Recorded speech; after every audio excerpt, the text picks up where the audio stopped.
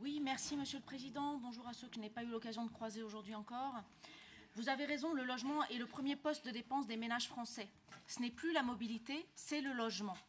En 1960, il représentait 6% des charges mensuelles d'un ménage. Aujourd'hui, c'est 25% et ça peut monter jusqu'à 5,5% des revenus des ménages. Et les études montrent d'ailleurs que les Français sont très insatisfaits de leur logement, qu'ils jugent trop petit et trop bruyant. Ils attendent, les enquêtes le disent, de l'espace. La surface moyenne d'un T3, par exemple, a perdu 10 mètres carrés en 10 ans. Ils attendent aussi des rangements, des placards, et oui, étonnamment, un garage pour stationner leur voiture et prendre leur vélo, la tête tranquille, un rapport aussi à la nature, un jardinet, une terrasse arborée ou à la limite un parc en bas de chez eux. Sur le logement social, tout le monde sait que 70% des Français peuvent y accéder. Tout le monde sait aussi que les ayants droit ne demandent pas tous un logement social. Ce que l'on sait encore, c'est que la densité des logements sociaux crée des ghettos. On le voit dans chacune de nos banlieues. Cela est le résultat de décennies de politiques d'attribution de logements sociaux. On continue d'ailleurs d'attribuer à des familles très pauvres des logements dans ces quartiers très pauvres. On continue à ne pas avoir assez de volonté pour œuvrer à la mixité sociale dont on sait pourtant qu'elle agit sur le niveau de vie de tous. C'est pour cela d'ailleurs que la loi SRU indique un minimum de 25% de logements sociaux dans le parc d'habitation et depuis peu un maximum de 40% de logements sociaux pour maintenir cette mixité sociale. Et enfin, en France, globalement, il manque des logements. Ça, c'est une certitude. Mais le parc des logements vacants est, lui, très important. De nombreux logements ne sont pas habités. Il y a donc, nous semble-t-il, 4 conditions essentielles pour que les Français vivent mieux leur habitat. 1, il faut construire plus et aller chercher les logements vacants. 2, il faut construire des logements qui répondent aux attentes des Français. 3, il faut construire moins cher ou que le coût final du logement soit moins cher. Et enfin, il faut arrêter les politiques de logement ghettoisantes. Ce n'est qu'avec cette équation complexe, j'en conviens, que nous parviendrons collectivement à loger les Français, tous les Français, dignement, en respectant, cela va de soi, 2 objectifs, le ZAN, zéro artificialisation nette d'un côté, et la baisse des dépenses énergétiques de l'autre. Maintenant, une fois ce cadre étant posé, qui peut valoir sur tous les territoires de France et de Navarre, quel est le réel dans notre métropole, et particulièrement à la ville de Grenoble, puisque Madame Garnier prend la parole et représente la ville de Grenoble dans cette métropole. La réalité, c'est qu'en matière de production de logements, la ville de Grenoble peine à atteindre ses propres objectifs de logement.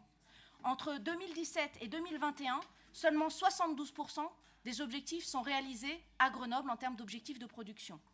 Et quand on regarde plus précisément les objectifs de logements sociaux, entre 2017 et 2021, c'est pire. Seulement 62% des objectifs réalisés.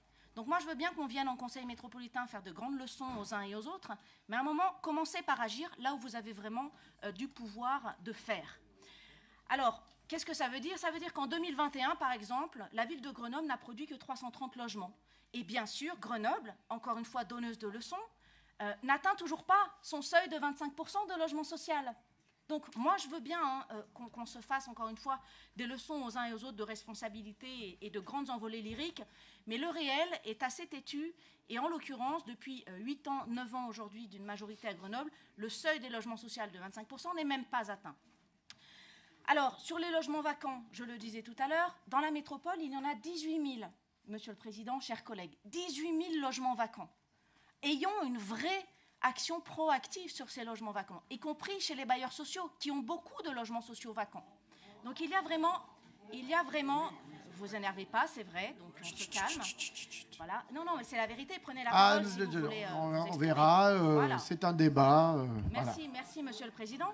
Non, continuez. Donc, il y a 18 000 logements vacants sur la métropole grenobloise et de nombreux logements vacants dans le domaine des logements sociaux chez les bailleurs.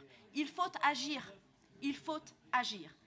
Vient ensuite le chapitre sur l'expression, Madame Garnier, de l'enjeu des expulsions. Alors là aussi, parlons d'Actis à Grenoble, toujours. Moi, je veux bien que les gens prennent la parole pour donner la leçon à l'ensemble des maires de la métropole, alors qu'eux-mêmes ne s'appliquent pas leurs propres certitudes. Les expulsions, Actis, en seulement 2 ans, c'est 165 demandes d'expulsion qui ont été demandées par Actis, bailleur social piloté par la ville de Grenoble. Je le rappelle, 165 demandes d'expulsion. et vous nous faites le couplet anti-expulsion. Et enfin, juste pour vous répondre, en 2018 en France, il y avait 138 000 logements d'urgence. Aujourd'hui, il y en a 200 000.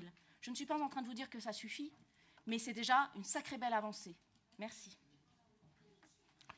Merci, Monsieur le Président, et excusez-moi, je réagis vivement parce que je n'admets pas, mais du coup ça me fait réagir vivement, la mauvaise foi.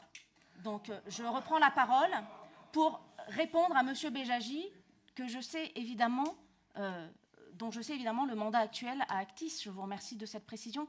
Mais les chiffres que j'ai cités, et je ne sais pas si c'est enregistré, oui je pense, bien sûr. Voilà. Les 165 expulsions, j'ai bien exprimé 165 demandes d'expulsion. Donc, ne me dites pas que j'ai dit quelque chose de faux, c'est tout à fait exact. Et j'ai bien parlé des demandes d'expulsion. Et de surcroît, j'ai précisé en 2 ans, sur 2020 et 2021.